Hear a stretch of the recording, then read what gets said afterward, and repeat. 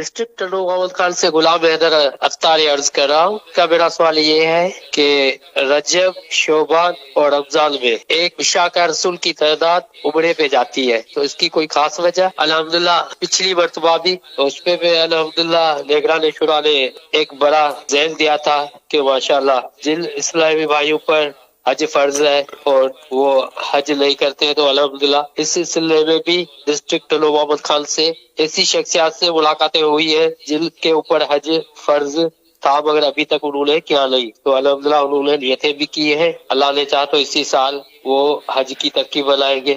مزید دعا فرمائے کہ اللہ تعالیٰ اسی کام میں ہمیں مزید توفیق دے کے ہم اسلام بھائیوں کو نیکی کی دعوت دیتے رہیں. انشاءاللہ. ماشاء اللہ، واہ بھائی واہ، آپ کی نیکی کی دعوت بھی خوب ہے. حج کے لیے تیار کر لیا آپ نے، سبحان اللہ، ماشاء اللہ. یہ رجب شریف میں بعض صحابہ کرام، حضرت امیر المومنین عمر فاروق اعظم رضی اللہ عنہ کا بھی غالباً، حضرت عبداللہ بن عمر رضی اللہ عنہما، غالباً اما عائشہ صدیقہ رضی اللہ عنہ کا بھی ہے کہ یہ رجب شریف میں عمرہ، اور دیگر صحابہ کا بھی کہ رجب شریف میں عمرہ کرنے کا تذکرہ ہے. یہ 12 مہینوں کے فضائل جو مکتبۃ المدینہ کتاب ہے نا، اس میں یہ چیزیں یہ مل جائیں گی آپ کو. تو یوں صحابہ کرام کا رجحان رجب میں عمرے شریف کا تھا. لیکن عوام جو جاتے ہیں نا، ابھی ضروری نہیں کہ ہر ایک کو پتہ ہو کہ صحابہ کرام کرتے تھے عمرہ تو اس لیے میں جا رہا ہوں، یہ نہیں ہوتا ہوگا. اب جس کو پتہ چل گیا تو وہ ہو سکتا ہے کہ میں صحابہ کرام کی پیروی میں جا رہا ہوں، ایک نیت بڑھا دے، وہ ایک الگ صورت ہے. تو رجب شریف، شعبان شریف میں اور رمضان شریف میں دل نرم پڑ جاتے ہیں اور نیکیوں کی طرف، عبادتوں کی طرف یہ رجحان بڑھ جاتا ہے لوگوں کا. یہ دیکھی بھالی بات ہے. یہ ہوتا ہے عاشقان رسول کے اندر. یہ ماحول دیکھا میں نے. بعضوں کو تو رجب میں سمجھ بھی نہیں آتی، شعبان میں سمجھ نہیں آئے گی، شب برات میں مذاق اڑائیں گے کہ یہ کیا تم لوگوں نے لگا رکھا ہے. تو ایسوں کی بات کر بھی نہیں رہے اپنے. جو مطلب اللہ رسول سے محبت کرنے والے، عبادت سے محبت کرنے والے لوگ ہیں، بڑے بوڑھے. ہم نے تو جب سے، میں نے تو آنکھ کھولی ہے نا، میری عمر تو آپ کے سامنے، جب سے ہوش ہے نا، میں نے رجب شریف اور شعبان شریف ہی اپنے گھر میں اس کی محبتیں سنی ہے اور ان کی رونق ہے. میں نے اپنے گھر میں بھی مطلب یہ کہ یعنی کہ احساس دیکھا کہ وہ رجب تو شعبان تو روزے نفل اور یہ جو رکھتے ہیں، تو ایک مجھے ماحول اس طرح کا ملا شروع سے ہی کہ رجب، شعبان. رمضان تو چلو ایک اپنی شان رکھتا ہے، اس کی رونق تو کیا بات ہے. لیکن رجب شعبان میں تو رجب آتا ہے نا، وہ میرا رمضان سمجھو شروع ہو گیا.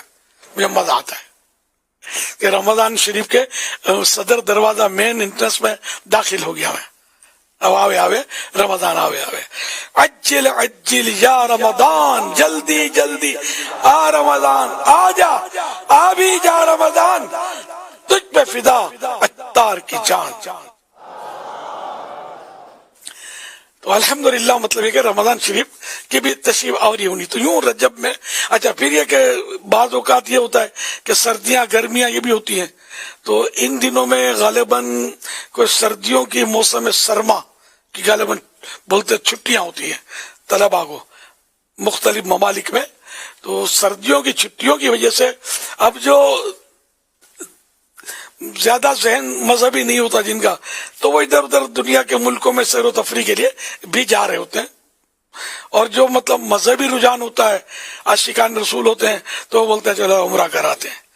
تو یہ بچوں کو لے کر عمرہ شریف کے لیے نکل جاتے ہیں اور مکے مدینے کی زیارتیں کرتے ہیں. مرحبا، اچھی ترکیب ہے، یہ ایسا ہی ہونا چاہیے.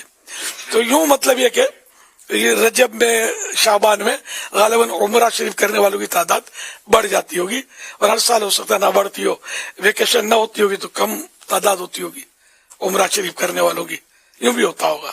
اب کوئی میں نے باقاعدہ سروے نہیں کیا، میرے اپنے اندازے سے یہ عرض کیا ہے. صلو علی الحبیب صلی اللہ علیہ محمد. جنہوں نے سوال کیا ماشاءاللہ ان کا جذبہ تو بہت پیارا لگا مجھے. اچھا ان کو میں ایک، اور سبھی کو یہ عام مطلب الحمدللہ بولنے میں احتیاط کرنی ہے. الحمدللہ یہ یوں بول رہے ہوتے. الحمدللہ واٹ از دس؟ یہ تو کچھ بھی نہیں ہے، یہ محمل سا لفظ ہے جس کا کوئی معنی ہی نہیں ہے. محمل اس کو بولتے ہیں جس کا کوئی میننگ نہ ہو. تو یوں جب بھی اللہ پاک کے ذکر کا تو خاص خیال رکھنا ہے نا، یہ تو اللہ پاک کا ذکر ہے الحمدللہ. تو آپ کو پتا ہے کہ یہ افضل الدعاء الحمدللہ، یعنی کہ یہ حدیث ہے کہ افضل الدعاء الحمدللہ، الحمدللہ یہ افضل دعا ہے.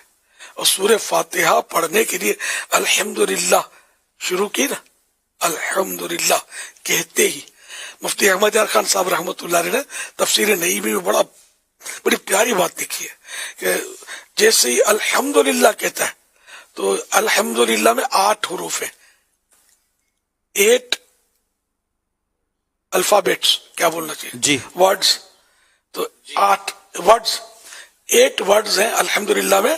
تو جو سورہ فاتحہ شروع کرتا ہے الحمدللہ کہتے ہی الحمدللہ کے 8 حروف، 8 ورڈز کی نسبت سے جنت کے 8 دروازے کھل جاتے ہیں. تو لفظ الحمدللہ بڑی شان والا ہے، بڑی شان والا ہے، بڑی شان والا ہے. اب اس کو یہ ہماری قوم الحمدللہ الحمدللہ الحمدللہ الحمدللہ میں آیا تھا، الحمدللہ میں نے کر دیا، واٹ از الحمدللہ، اس کی عادت نکالے. اس طرح انشاءاللہ کو بھی انشاءاللہ انشاءاللہ ماشاءاللہ ماشاءاللہ، یار سارا دن بک بک کرتے ہو یار، ماشاءاللہ انشاءاللہ بولنے کی توفیق نہیں ہے، یہ صحیح لفظ نہیں نکلتے، گانے گنگناتے ہیں، ایک سے ایک فلمیں ڈائلاگ یاد ہے، اور اللہ کا نام لینا بھی نہیں آتا، تلفظ کے ساتھ بھی نہیں آتا، اس کا صحیح تلفظ بھی نہیں آتا. ہماری کیسی نصیب پوٹ ہے. صلی اللہ علیہ وسلم بھاری تعداد غلط پڑتی ہوگی. جب سرکار پاک صلی اللہ علیہ وسلم کا مبارک نام آتا ہے صلی اللہ علیہ وسلم اس طرح کر لیتے ہیں. سلام نہیں کرنا آتا، السلام علیکم، وعلیکم السلام، واٹ از دس، کیا یعنی یہ تو یعنی ان کو یہ اہم چیزیں ہیں وہ نہیں، واقعی یعنی کہ نہیں آتا. اکثریت نہ سلام درست کرتی ہے، نہ انشاءاللہ، نہ ماشاء اللہ درست کہتی ہے، نہ سبحان اللہ درست کہتی ہے. سبحان اللہ سبحان اللہ یوں کر رہے ہوتے ہیں. واٹ از سبحان اللہ؟ سبحان اللہ یہ اللہ کے ذکر ہیں. ایک بار سبحان اللہ کہنے سے، ایک بار الحمدللہ کہیں، یا ایک بار اللہ اکبر کہیں، یا ایک بار لا الہ الا اللہ کہیں، تو جنت میں ایک درخت لگ جاتا ہے. اتنے فضائل ان کے، صحیح پڑھیں گے تو لگے گا نا، صحیح بولیں گے تو لگے گا نا، تو نہیں بولتے صحیح. اگر جنت میں کسی کے درخت لگ گیا اور واقعی لگ گیا اللہ کی رحمت سے، تو آپ بتائیے کہ وہ جنت میں اس درخت سے نفع اٹھانے کے لیے جائے گا کہ نہیں جنت میں؟ تو اس الحمدللہ سبحان اللہ کہنے میں کیا کیا بشارتیں پوشیدہ ہیں. میں نے یہ شروعات پڑھی نہیں اس کی، لیکن میرا ذہن بولتا ہے کہ اگر کسی کے لیے واقعی اللہ کریم نے جنت میں درخت لگا دیا تو کیا اس کو جہنم میں اس درخت کا نفع پہنچائے گا، یا درخت وہاں ڈیلیور کر دیا جائے گا؟ اس کو جنت میں ہی جائے گا جب بھی وہ درخت اس کو ملے گا. اچھا، جنت میں جانے کے لیے ایمان پر خاتمہ شرط ہے. تو یوں مطلب یہ کچھ سمجھ پڑتی ہے کہ نہیں کہ ایمان کی سلامتی کیا بھی اس میں چانس ہے؟ جیسے کہ بوڑھوں کا احترام کی حدیثوں میں ترغیب ہے، بوڑھے کا احترام کرو. تو اللہ پاک تمہارے لیے کوئی بوڑھا، تمہارے بڑھاپے کے لیے بھی کوئی احترام کرنے والا پیدا کر دے گا. تو اس میں مفتی احمد یار خان رحمۃ اللہ علیہ نے شرح میں لکھا ہے کہ اس میں یہ بشارت ہے کہ اس کی عمر بڑی ہوگی، یعنی کہ یہ بوڑھا ہوگا جبھی تو اللہ پاک کہتا ہے کہ اس کے بڑھاپے کے لیے احترام کرنے والا پیدا کرے گا، تو کوئی بوڑھا بھی تو کرے گا نا، اس کو عمر بڑی ملے گی نا اس کو. تو اللہ پاک کی رحمت بہت بڑی ہے. رحمت حق بہا نمی جویت، اللہ پاک کی رحمت قیمت نہیں مانگتی. بہا کے ایک معنی ہے قیمت، کوسٹ. اللہ پاک کی رحمت بہا نہیں مانگتی. اللہ پاک کی رحمت حق بہانہ میں جویت، اللہ پاک کی رحمت تو بہانہ تلاش کرتی ہے. تو بس وہ کسی نہ کسی کوئی ہیلے سے کوئی نیکی اس کو پسند آ جائے، کرم فرما دے، بے حساب بخش دے، اس کو کوئی ظاہر روکنے والا نہیں ہے. اس کی رحمت بہت بڑی ہے. ہم اس کی رحمت کی طرف نظر رکھیں اور اس کے قہر و غضب سے خود کو ڈراتے بھی رہیں کہ جی اگر وہ ناراض ہوگی تو کسی چھوٹے سے گناہ جس کو ہم چھوٹا سمجھتے ہیں وہی چھوٹے گناہ کی وجہ سے جہنم میں اوندھے منہ پھینک دے بے نیاز ہے. تو اس لیے ڈرتے بھی رہنا ہے اور رحمت سے مایوس بھی نہیں ہونا ہے. صلو علی الحبیب صلی اللہ علی محمد.